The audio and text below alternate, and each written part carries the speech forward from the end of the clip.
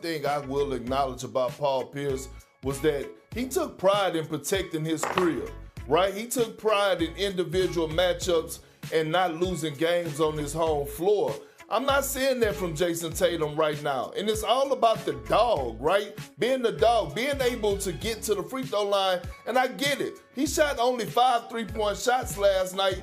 And you got to give a lot of credit to OG Anunoby. You got to give a lot of credit to Mikal Bridges. Hell, Jalen Brunson, that time we see him sliding those puppies. And we saw at the end of the play, we saw Mitchell Robinson get down in the defensive stance. But at some point, Jayson Tatum got to say, I'm the best player on the floor.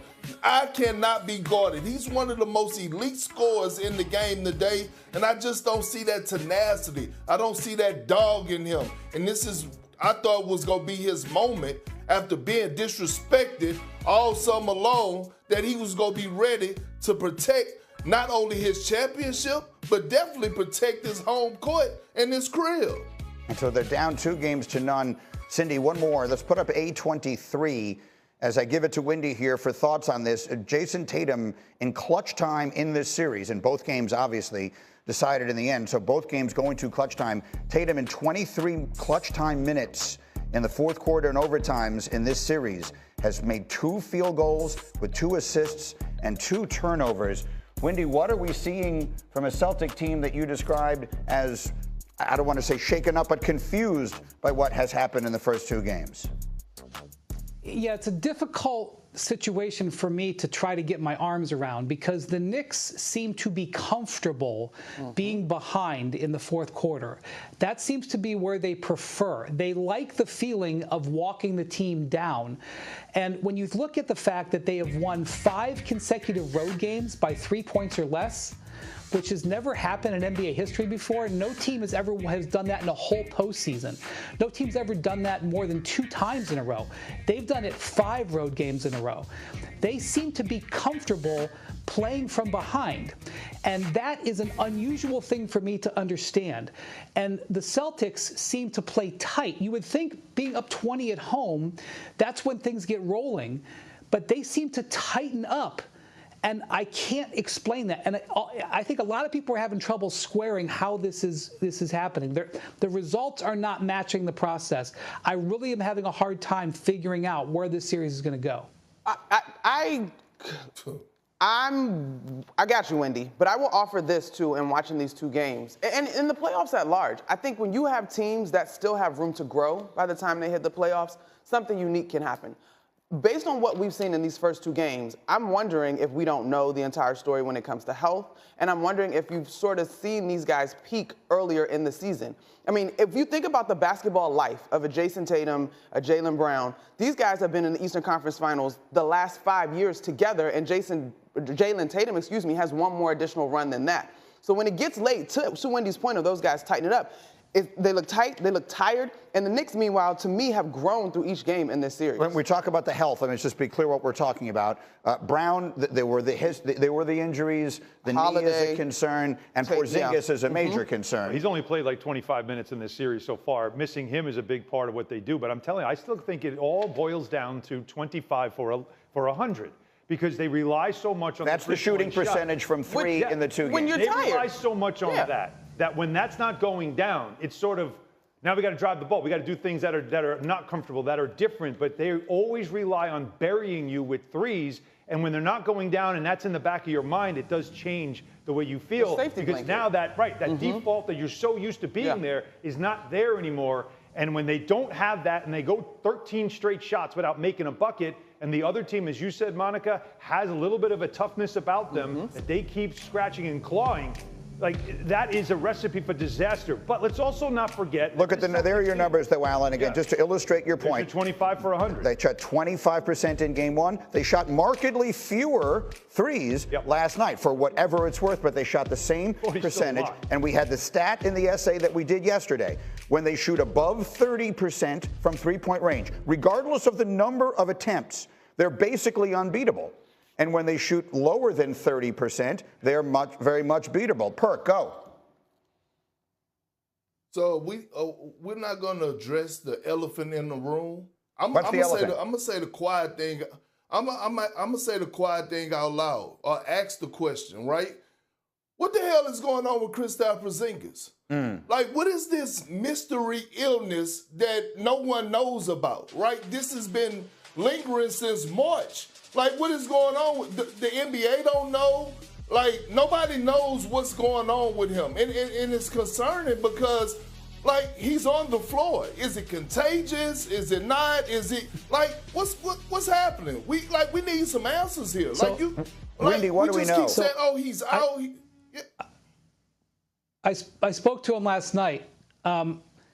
He just described what happened to him in the last few days as a big crash. He said he was managing what he was dealing with relatively well, and he's had this crash, and he feels it from a fatigue standpoint. That's why they didn't start him last night. Now, when you hear he's sick, he's not sneezing. He's not wheezing.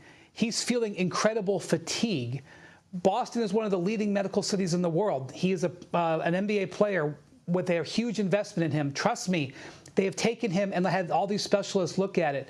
This is a problem.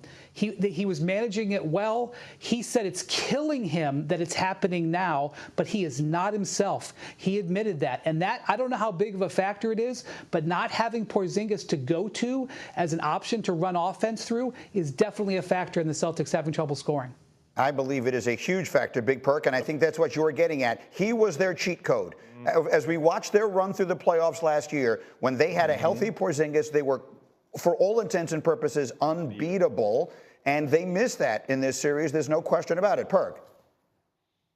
I mean, look, last year, it wasn't Jokic, it wasn't Embiid. He was the best post-up guy in the league last year. He led the league in the post-ups, right? When they ran high pick and rolls with him and they got the switches, they threw it down to him on the low block or at the nail, and he was able to take advantage of it. The Celtics don't win the NBA championship without Kristaps Porzingis. He was the one that gave them the separation in the NBA Finals against the Dallas Mavericks on both ends of the floor. So I'm not throwing shade or going at him. I'm just trying to understand what is going on. You know, what is happening with him? Nobody is saying nothing. It's just a big mystery, and I think we all deserve answers. Yeah, I think the part of it that is confusing or frustrating or confounding or whatever word you want to use is that I don't think they have answers, and that's the problem. So let me show you something very unusual. A27, so here's the poll. I want to set it up by telling you that the Celtics, who opened up the series minus 900 favorites to win, are now the underdog in this series. Okay, the Knicks are favored at minus 115. The Celtics, however, all these from ESPN Bet. The Celtics remain the favorites in the East. It is an unusual wrinkle in the way gambling works. But the Knicks are now favored to win this series, but the Celtics remain the favorites to win the East. It has to do with how prohibitive a favorite they would be if they get to the next round. Can't figure it out either. So I have, exactly right, I have the poll up, and you just saw it a minute ago. If you go to my page on Twitter X, which is at ESPN Greeny, I ask, who's going to win? And right now, it is 50. That's crazy. 50. That's crazy. We keep the poll open. We're going to keep the voting open until the end of the show today. Celtics 50%, Knicks 50%. Get on Twitter, cast your vote. Let us.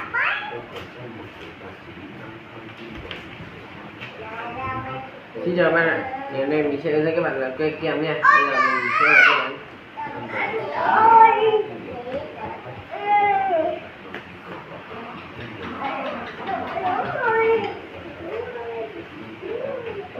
thoại. Anh đang đi nhận giấy đấy. Đi đâu? 100.000 thôi, hết rồi. Nhưng đây là của anh. Bây giờ đi nhận rồi. Đây là của anh. Đúng không? Đây là của anh phải anh. Cho anh đi bỏ ra. Đây là của anh đã cho. Thôi rồi anh dùng điện thoại nha. Minh chui ra đường này. Đừng có này anh được. Đấy. Thôi để đồ anh nha. Anh xem. Đấy như này. Trời. Nước đầu. Nước gì đây. Đặt vào thế chứ. Một